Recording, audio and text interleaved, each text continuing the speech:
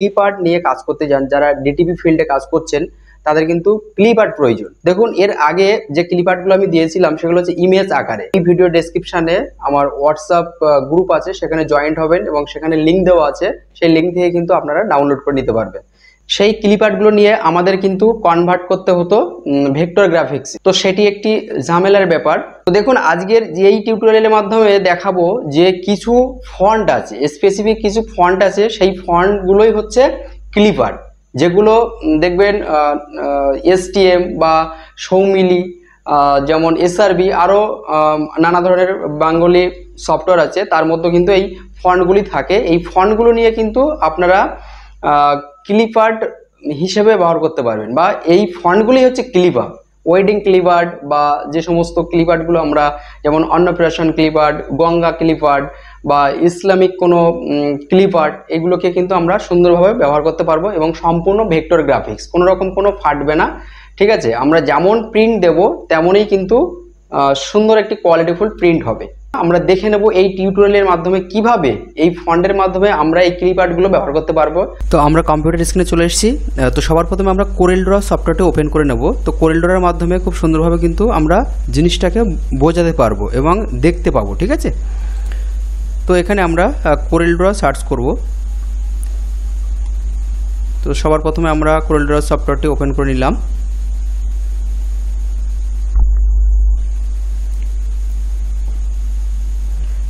এখানে আমরা নিউতে ক্লিক করব এবং এখানে জাস্ট এটাকে তুলে দিলাম এখন। ঠিক আছে, তো এখানে একটি নিউ পেজ দেখতে পাচ্ছেন এবং এখানে আমরা টুলসে আমরা টেক্সটে চলে যাব। টেক্সটে গিয়ে আমরা ইনসার্ট ক্যারেক্টার এই অপশানটিতে ক্লিক করব।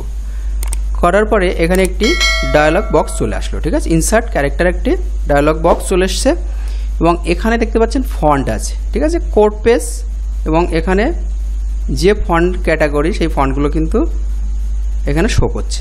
তো সবার প্রথমে আমরা কি করব, ক্লিপ আর্ট, যেহেতু দেখুন এখানে এই মুহূর্তে আমার কম্পিউটারে এসটিএম ফন্টগুলো ইনস্টল করা আছে এবং এসটিএম সফটওয়্যারটা কিন্তু নেই এই মুহূর্তে। তো দেখুন ফন্টগুলো কিন্তু এখানে ডাউনলোড করা আছে বা ইনস্টল করা আছে।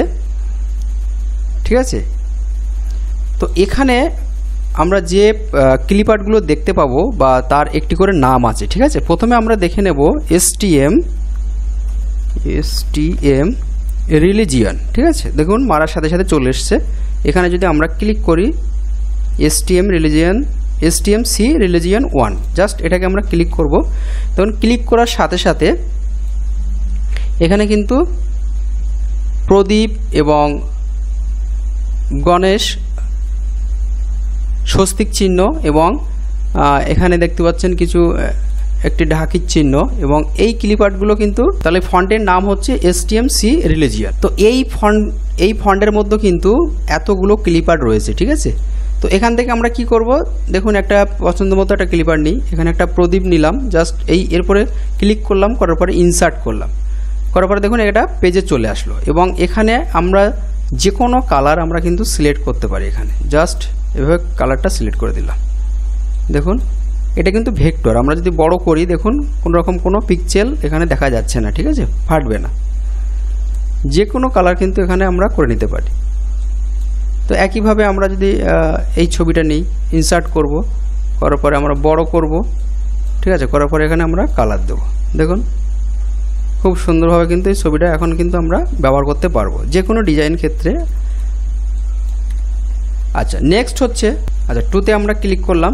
টুতে ক্লিক করার সাথে সাথে দেখুন আরও ওয়েডিং অনেক ক্লিপ আর্ট কিন্তু এখানে চলে এসছে। দেখুন এখানে জাস্ট আমি ক্লিক করে করে নিচ্ছি আগে থেকে। দেখুন এখানে ওং চিহ্ন আছে। ঠিক আছে, এখানে দেখুন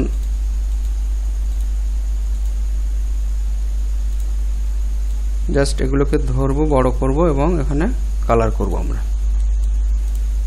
ধরবো, এইভাবে টেনে আমরা বড় করব, কালার করব। ঠিক আছে,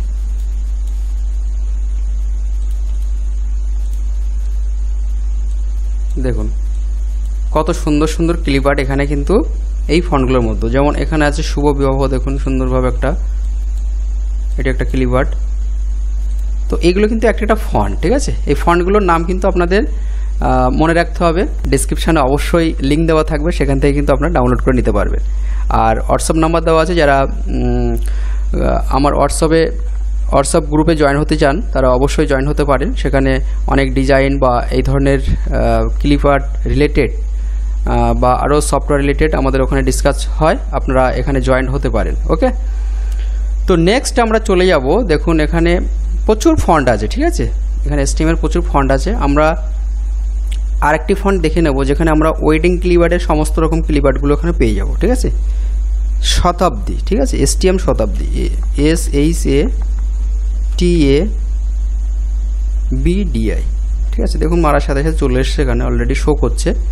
জাস্ট এখানে আমি ক্লিক করলাম, করার সাথে সাথে দেখুন এখানে কিন্তু ওয়েডিংয়ের যত ক্লিপআর্ট এখানে আছে এখানে কিন্তু চলে এসছে, ঠিক আছে।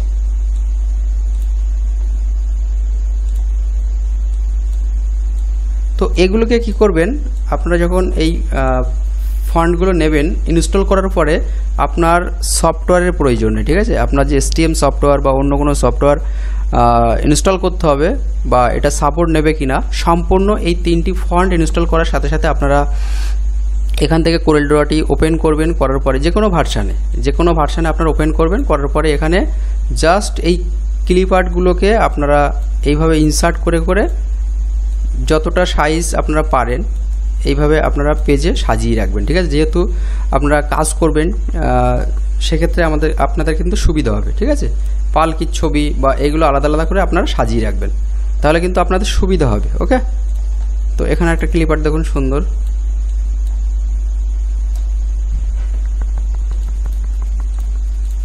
সুন্দর ক্লিপআর্ট। এগুলো কিন্তু আপনারা ইন্টারনেটে বা কোথাও পাবেন না। ওকে, তো এইগুলো আমরা যারা পেজ মেকার জানেন, পেজ মেকার এটা সাপোর্ট নেবে কিনা সেটা একবার আমরা দেখে নেব। এখানে পেজ মেকার সফটওয়্যারটি আমরা এখন ওপেন করে নিলাম। তো এখান থেকে আমরা কপি পেস্ট করে এখানে আমরা নিউ পেজ নেব, একটা নিউ পেজ সিলেক্ট করলাম, যাই হোক লেটার আছে। তো এখান থেকে আমরা কি করব, এই ক্লিপআর্টটাকে জাস্ট ধরবো, এখানে ধরে আমরা Ctrl+C কপি করে নিলাম। নেওয়ার পরে আমরা পেজ মেকারে যাব, গিয়ে ভি করে দেবো, Ctrl+V, পেস্ট হয়ে গেল। ওকে, তো এটাকে আমরা 90 ডিগ্রি করি, দেখুন চলে আসলো। এখানে আমরা যদি বড় করি, ঠিক আছে, দেখুন ফাটছে না, সুন্দরভাবে কিন্তু আমরা এটা ব্যবহার করতে পারবো।